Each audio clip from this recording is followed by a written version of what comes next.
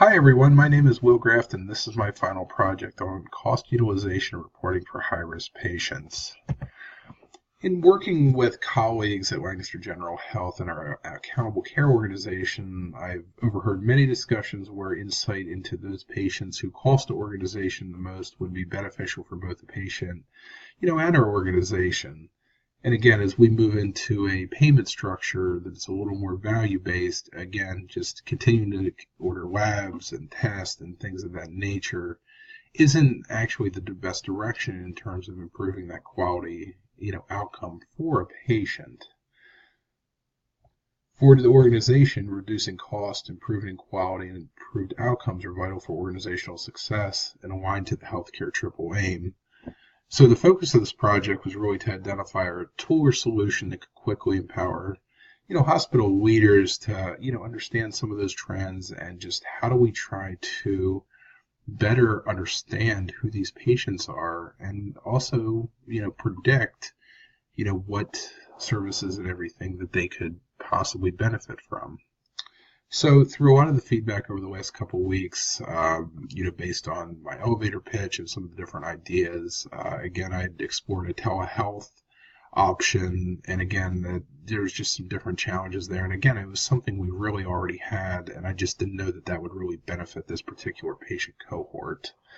The second option I had looked at from an innovation perspective was really dedicated care managers to really help with, these high-risk patients and understanding that. But again, it kind of came back to the same idea that, well, we don't really have, a wealth of information into who these patients are and what are those targeted outreach areas next? Like, where do we want to really go? And again, I think that's where I went next in terms of the thought process into, is there a tool that, based on, us providing some information to help the tool, would it give us some of those outcomes? Would it be able to use a big data platform and really churn through some of that information and give us the proper analytics?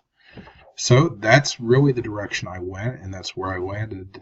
So the tool that I chose was a product by the advisory board called Crimson Population Risk Management. Are you an accountable care organization that is looking for insight into your patients that are highest utilizers of service? Again, not understanding your patient population can make it very difficult for your organization to understand where resources should be focused to improve the health of the patients you serve. You need to precisely understand what drives costs for your population, not just national averages and benchmarks. With the Advisory Board's Crimson Population Risk Management tool, you can quickly identify drivers of clinical and financial risk and gain valuable insight into opportunities for improvement. Healthcare organizations, especially ACOs, engaged in value-based contracts are the target. This innovative software package that uses clinical and financial inputs dives deep into healthcare costs associated with the population being served. What are you waiting for? If you're assuming risk, you really need to understand your population. Contact the advisory board today for a demo on how the CPRM tool can bring valuable insight to your organization's leaders. And what I have here on this screen is, again, this is sort of a demo from the advisory board, so it's a little bit de-identified, and hopefully everybody can read this here.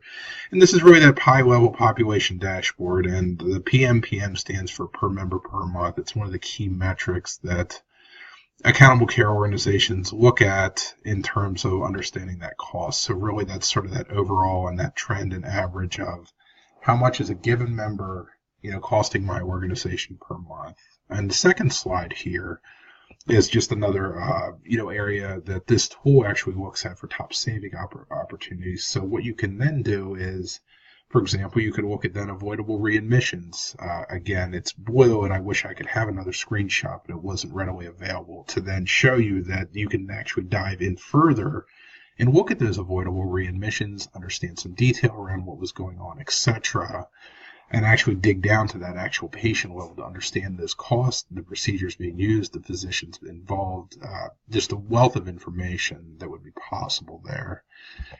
So how does this tool fit into the framework for innovation? Because again, I think that's equally important to look at this tool and just understand what are some of those other benefits and just the holistic, benefit of an offering that, as a lot of us would probably imagine, it certainly has an implementation cost. From a quality perspective, I mean, those most at risk, the care improves due to data mining revelations on how to focus coordinated care. So it's going to give us that insight and that opportunity to understand who are those patients and how can we help them.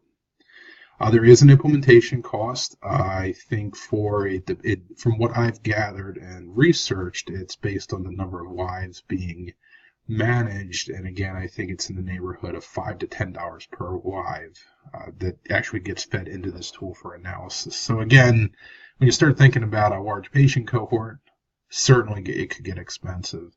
From a safety perspective, again, I think I go back to where I was with quality, and again, being able to dig in and understand some of those patients. Do we have any procedures that we're doing that those outcomes really aren't the best? I mean, is the patient at risk there? And again, I think it starts speaking to, what we can do for more of a targeted screening and outreach to really impact that body of care for the patient. For efficiency, certainly a no-brainer with this tool. It minimizes IT resources and allows a quick out-of-the-box solution that can immediately drive organizational awareness. Patient outcomes are favorable as the organization moves the right resources to serving those patients that require the most attention. This actually gives us the insight into that.